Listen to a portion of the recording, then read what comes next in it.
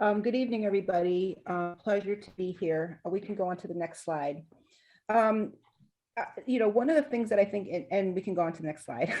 One of the things I think is really unique about this work is the notion that you really look intently at community and understand it. And so what Nicole provided was a really amazing way of thinking about it broadly. But what I'm going to do is share a very specific route that we took initially, and then how we actually really did some hyper work in the Austin community.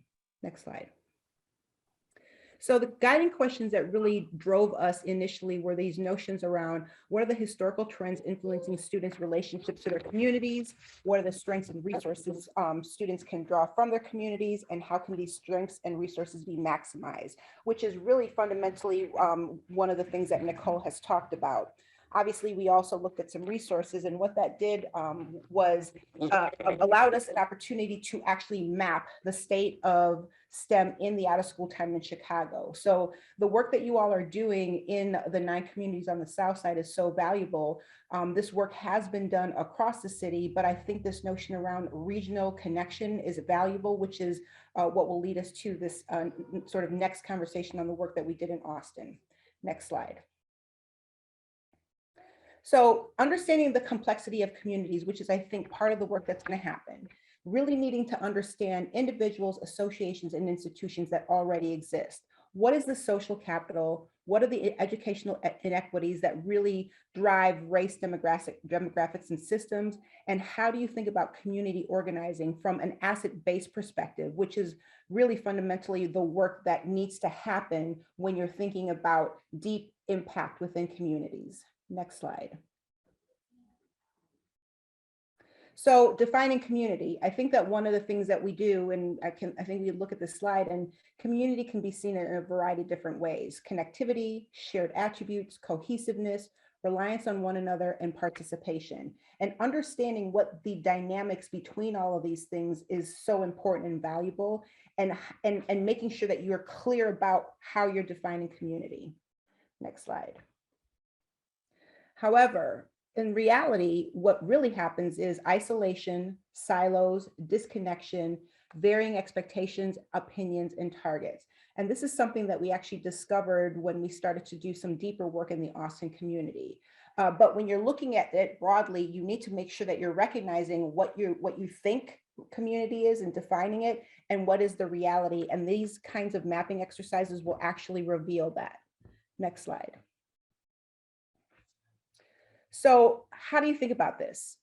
The power that you have understanding your role, and the impact that you have understanding the system. This is really important, because when you have this notion that you understand what your role is, and then you understand the impact that you can have on systems, this is actually where the uniqueness of what you do regionally around building STEM education, specifically in this model, can do. So thinking about the common interests, making sure that you're building connections for young people, and being focused on that, right? And so when you're thinking about this regional model, making sure that you're really embracing those existing systems and helping to build community, and creating those opportunities for silos to be removed and coordination and collaboration to be pulled together.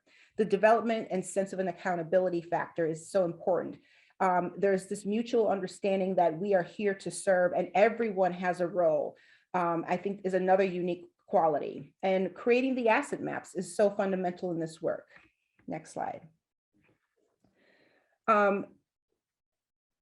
So, I think this particular slide we adapted from the juvenile justice system, but the reason that this is so important is that as you look at all of these unique goals, making sure that youth voice is included, identifying ways that adults support, making sure that community is part of the process. One of the valuable things that we found out about in the Austin community was that the notion around why STEM education was so important was something that we had to really support community in recognizing and understanding. Making sure that we were also looking at the full opportunities within communities. There were many existing opportunities and assets that needed to be leveraged and supported. Quality education in the facilities, supportive school environments, career pathways, post-secondary access, those smooth transitions. I think this is now being called, warm handoffs, And then protecting vulnerable youth is really a unique quality as you're thinking about systems reform. So when you look at this holistically, conversations among key stakeholders is important and necessary.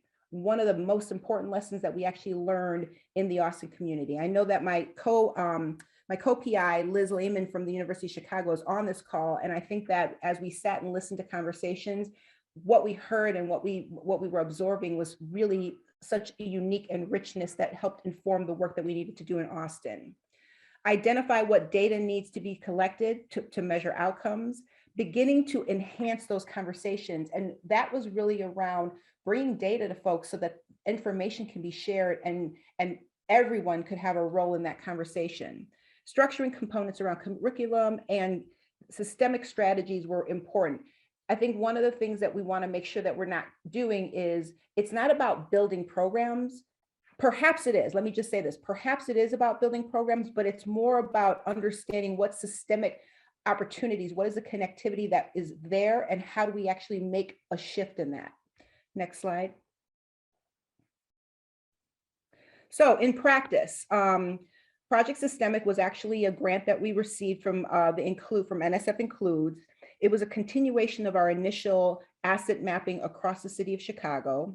Initially, we were looking at 5 communities within the city of Chicago. So I'm just gonna preface this by saying, doing 1 community is interesting. I cannot wait to see what it's gonna look like to do 9 communities. So, you know, that will be a great experience. But this particular grant really allowed us to go deep in Austin. And we met with over 40 groups from a variety of different stakeholder sets to pose this simple question. What are the barriers and challenges that you, from your particular vantage point, feel it hinder or challenge young people in a community like Austin from participating in STEM education?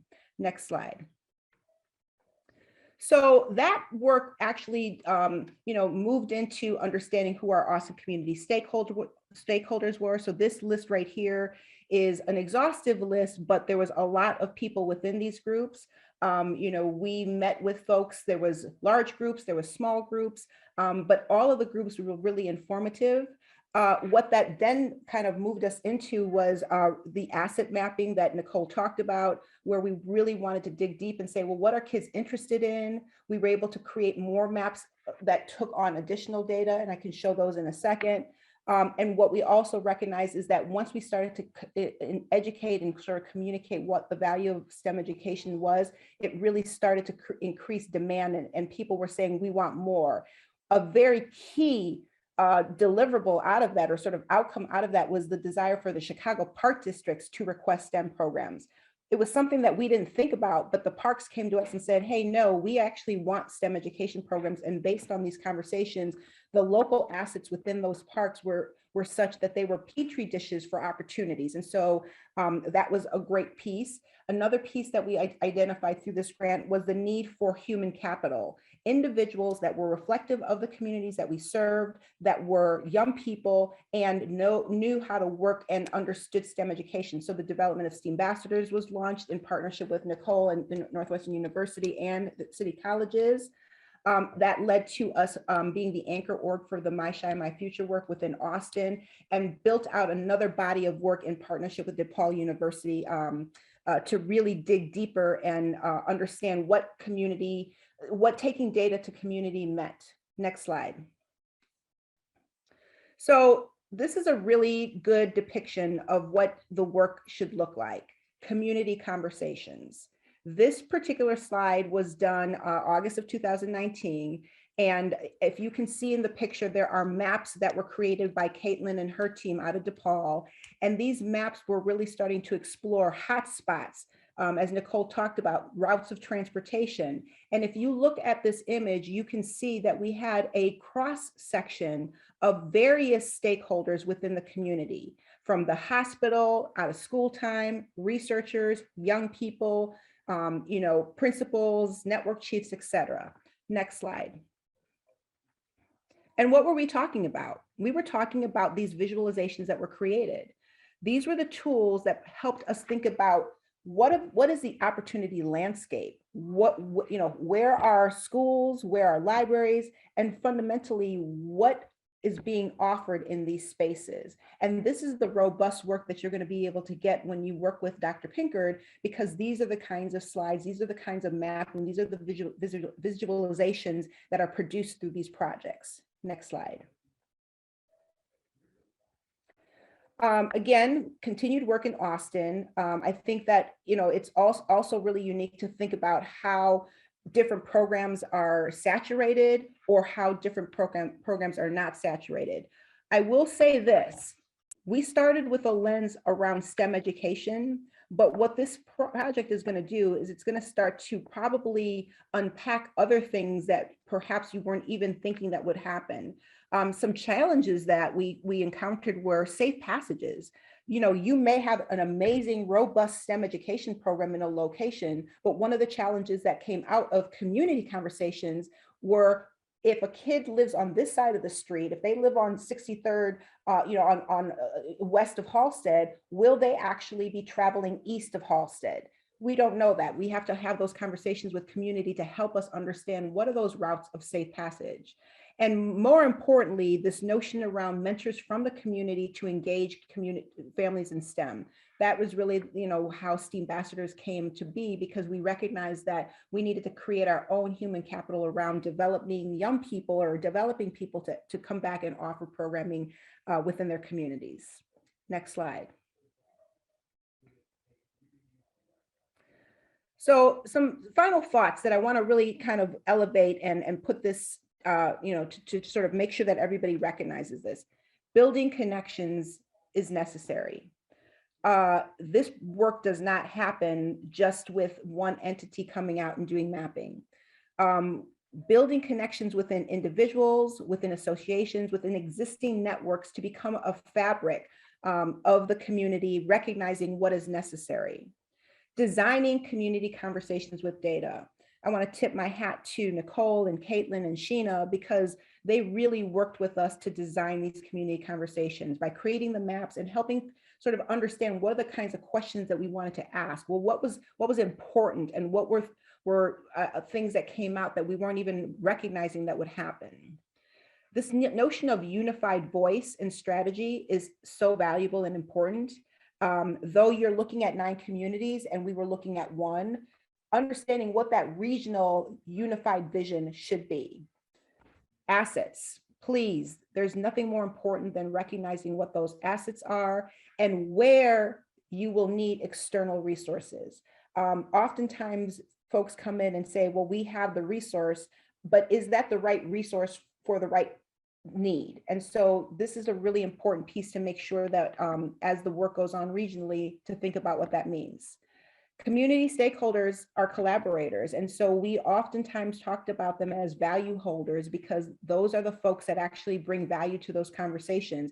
The data is data, but without value holders that can actually contextualize that data, then that data really has no real firm footing. Understanding the interconnections, you know, it's so important to say, you know, you may be thinking about the work that you're doing in an isolated way, but you know, we never thought that we would end up being the anchor org for the My Shine, My Future work. But what we found was that there was so much interconnection. And if the unified vision is impacting young people and families and thinking about how to broaden participation around STEM education, you're going to find that these interconnectednesses or interconnected opportunities will exist. And it is going to be the obligation and sort of the work of the regional unit to say, well, how do we actually make sure that we're thinking about those things? And then finally, you know, understanding the impact of this work. What's learned? What are the new connections? What has resulted? What are the strategies? How do you advocate? And what are the new funding opportunities that you can bring into this work? And I think that, you know, despite the fact that we all kind of have our unique places and spaces, these final thoughts are really reflections of our work that we've done since 2015. and continue to do today. And now we're starting to create these opportunities where we work closely with our Chicago public schools. They come to us and say, we don't have a science teacher in these schools. How do we support science education in our schools? Our parks are one of our biggest partners, saying every summer, every spring, they want to make sure that we're leveraging them as a place to host STEM programming. So I'll close there. I look forward to being a partner in this work. I think this is really a unique time. And I also love the notion around regional work, because I think that there's unique qualities that exist within regions. And so looking forward to that. Thank you.